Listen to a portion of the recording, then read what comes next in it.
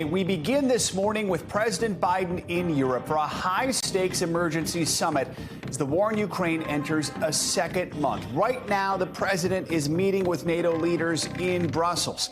NBC News has just learned the president is expected to announce plans for the U.S.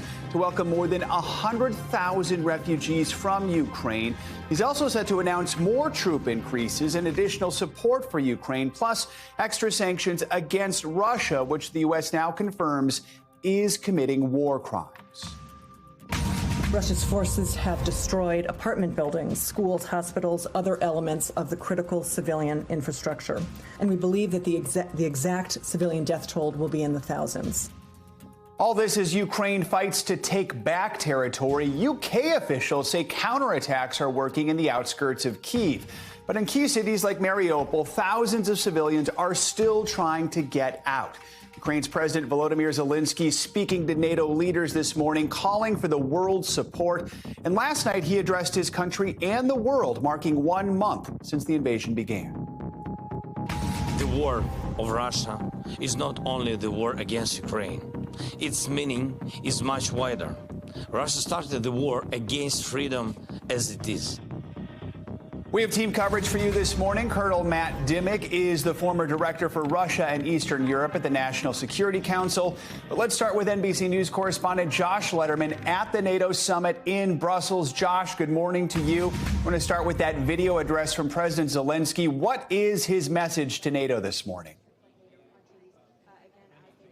Well, Joe, we heard from President Zelenskyy in an address that he gave in a closed session, but the remarks were posted to Facebook, and we're translating them now. The key message from President Zelenskyy, he wants the West and Europe to understand just how dire the stakes are, saying in that speech to NATO that these allies must understand that they are now in a gray area between the West and Russia. Zelenskyy saying they've been defending themselves for a month with heroic resistance, but that it has been a month of dark suffering and impunity for the destruction of a peaceful country. And Zelenskyy also making the interesting comment that he says, never again tell us that our army does not meet NATO standards. So you hear him there using the fact that Ukraine has put up an unexpectedly strong resistance as yet one more argument for why his country should be entitled to NATO membership, even though NATO has made clear that's not something that's going to happen in the near term. And in fact,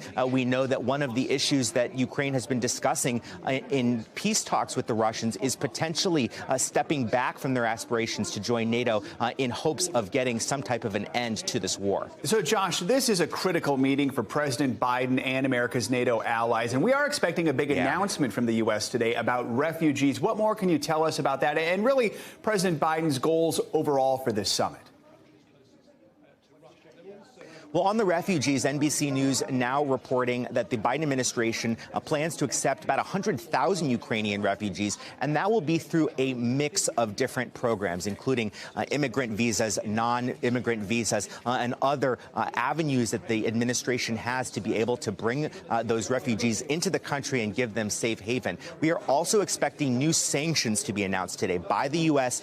And its allies to try to ramp up the economic pressure on Russia as they are opening their stock market partially today for the first time since the war started, as their economy is really in tatters. And we also expect new announcements from NATO and the United States in terms of bolstering the defense of the NATO alliance, with NATO expected to agree on creating 4 new multinational battle groups. These are combat-ready units that will be involving multiple countries that will be deployed to Eastern European countries like Slovakia, Hungary, Romania, and Bulgaria, and will stay indefinitely as NATO tries to make clear that it intends to defend every inch of its territory if President Putin were to extend his aggression beyond Ukraine. And Josh, the president's arrival comes on the heels of this assessment from the State Department saying that Secretary of State Antony Blinken said yesterday, quote, "We've seen numerous credible reports of indiscriminate attacks and attacks deliberately targeting civilians as well as other atrocities.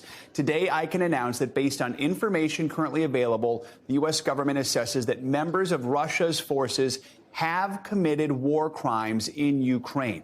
It's a pretty powerful statement. We've been waiting perhaps a few days, if not weeks, to hear something like that. How does this change the nature of the West's approach to Russia now during this conflict?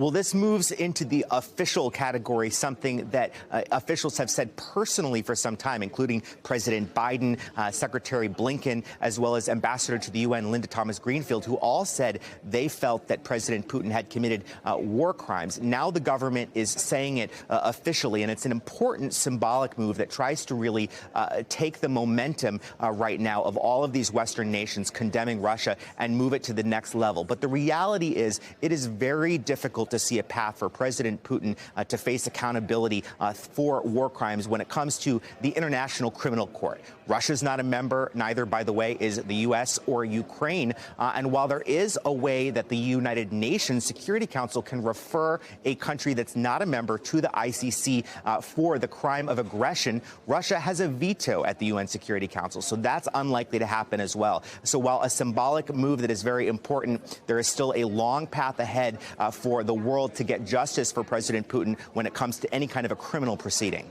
Josh Lederman at the NATO summit in Brussels. Josh, thank you so much. Appreciate it.